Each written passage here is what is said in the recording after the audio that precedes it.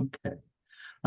Well, for the Bedford Rotary Club, last year we started with some low numbers, as you noted earlier.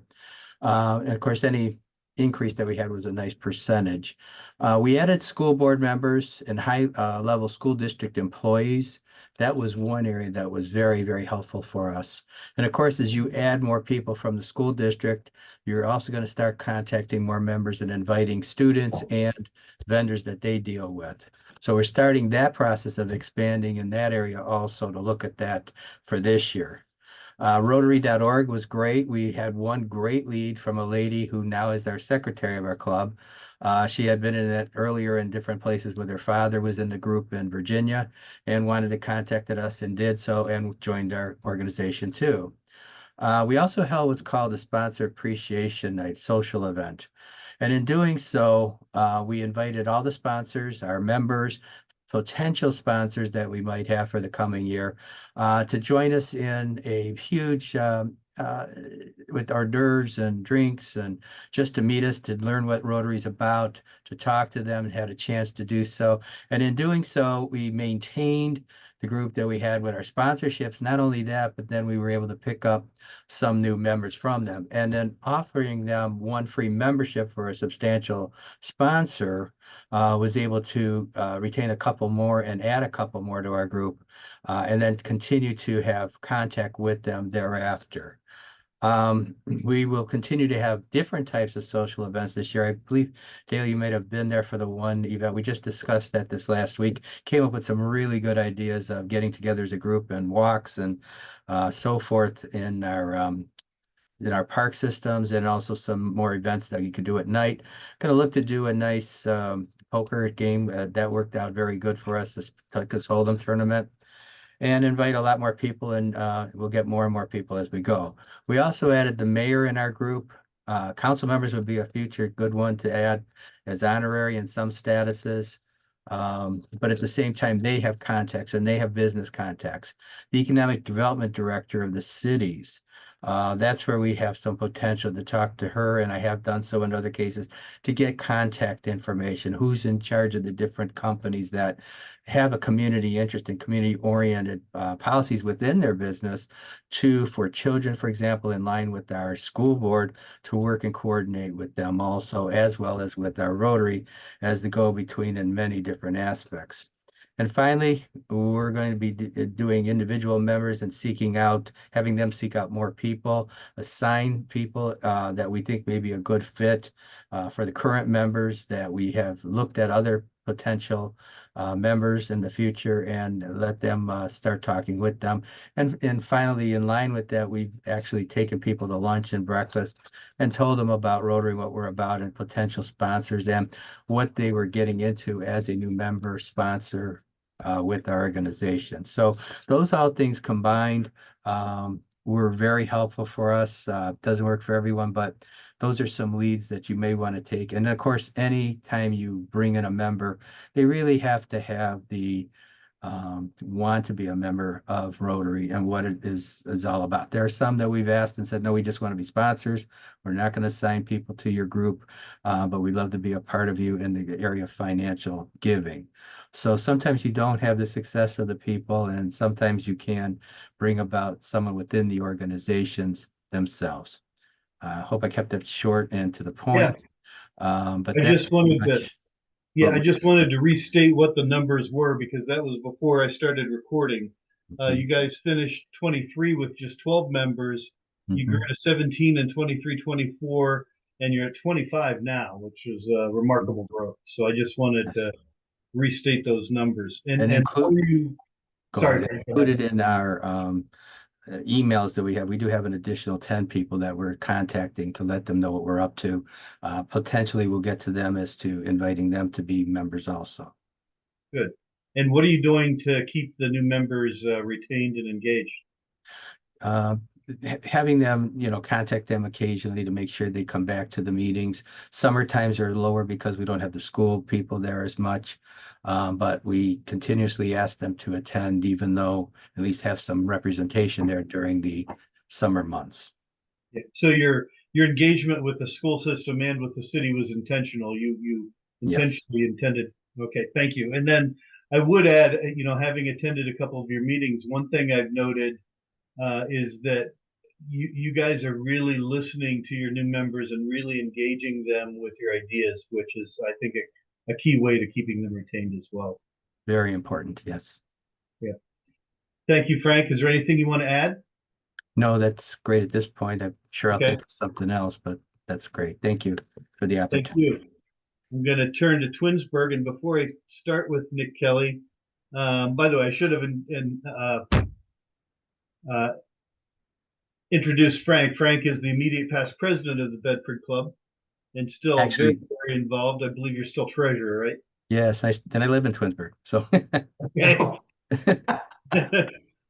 The Twinsburg Club was 16 people in 21-22, grew to 22 in 22-23, and 28 in 23-24. And Nick, would you like to give an overview of how you guys accomplished that?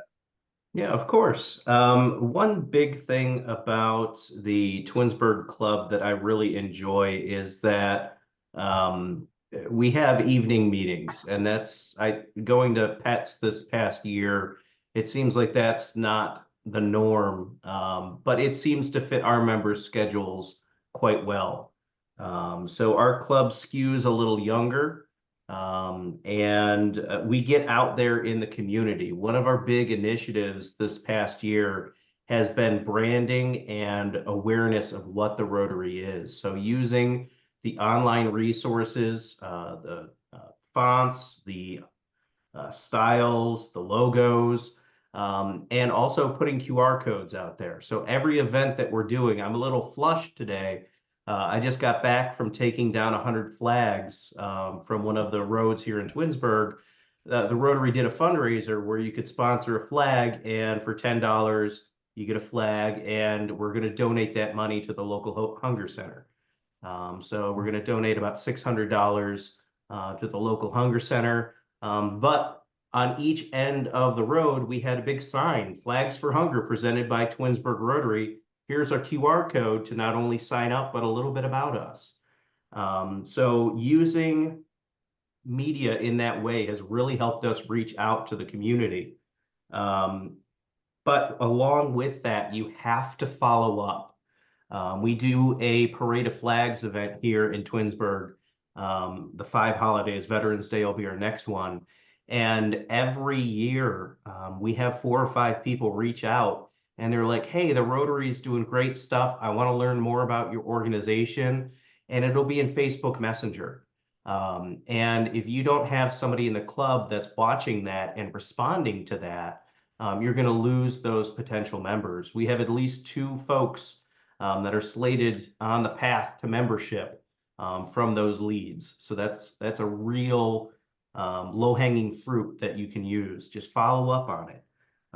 We've had somebody join through Club Runner, and I'll be honest, we don't do much with Club Runner. It's just out there. But they contacted us. We followed up. He came to our last meeting.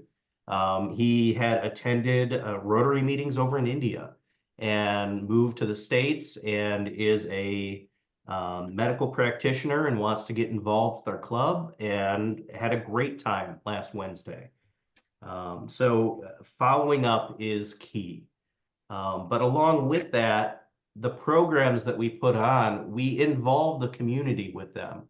The Parade of Flags, like I mentioned, we work hand in hand with the local scouting organizations. So there's 4 scouting units in Twinsburg and 1 in Solon that we work with very closely. The Rotary sells the flags, maintains the flags, but the scouts put them up and earn money to stay in scouting. And those scouts are going to remember the good times they had with Rotary. They're going to get involved with Interact. They're going to reach Eagle. And when you have a scout that hits Eagle and their parents reach their end of their scouting journey that have helped the scout do all the great things in the community, they're going to look for what's next for them. So I'm starting to get these Eagle Scout parents involved in the club as well. We have several prospective members that are coming in that route as well. So there are people in your community that want to do good things, and they may just be looking for a change. So be open and aware for those. We work again with the Scouts, with the Chamber of Commerce we're involved with. They help us advertise, we help them advertise. We do many, many fun events. Kayak run, the Parade of Flags. We're having a clam bake this Saturday, which is why I can't make it out in person. And we're recording things today. It's just the fun stuff that's out there, but make sure you're branding, make sure that you're getting the Rotary name out there, and folks will want to join. And you guys are your club is very active on Facebook, right? And you've linked to liked a number of other community organizations in Twinsburg. We do. There's two local groups that we cross post our information on. So we do a lot of our advertising through Facebook. We hear that's a hit or miss because not everybody's on Facebook. Every year, as we're doing the Parade of Flags, I have several people that say, hey, I'm not on Facebook. I don't know how to sign up for your stuff. So we're trying to do other ways of advertising what we do. The Parade of Flags, we did a pilot program this year where we did a mass mailing of one of those postcards. On the front was how to sign up for the Parade of Flags, and on the back was all the great stuff that Rotary does, where we meet and when. Come join, come visit us, come see. So seeing and receiving that feedback from the community is key as well. And how are you engaging your members to keep them in the club, to keep them active?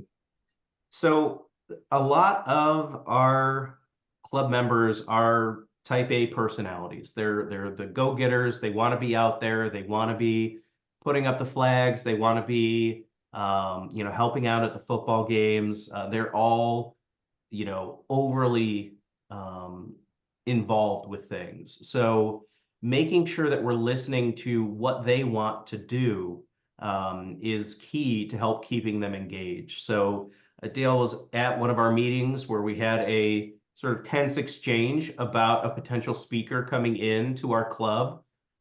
We didn't run from that hard conversation. We talked through it as a club. We had 2 different votes, and we're going to have somebody come in and talk to the club just on their own. And half the club wanted them to come in, some folks didn't. So it's just listening to feedback from the club. We've also changed our venue recently. We used to meet at the Twinsburg VFW Hall. We've outgrown that space, and that was a hard lesson for us to accept because we've always met, well, we haven't always. For the past couple of years, we've met at the VFW Hall, and that was our home. We loved working with the veterans, buying them pop and, giving them some cookies that are left over. But we moved over to the Kent State Academic Campus, which is a much larger space for our club, and that's going to help facilitate our growth. So making those hard decisions has really helped our club and our members stay engaged. Yeah. And, don't forget that marvelous patio that you guys partnered with the community in front of the VFW. So that was a really nice project. Well, we're probably pretty short on time. So thank you both for your comments. And I'm sure that we might get some questions that I'll pass along to you. Wonderful. I'd love to answer them. Nick, what day are you on meeting? So we meet the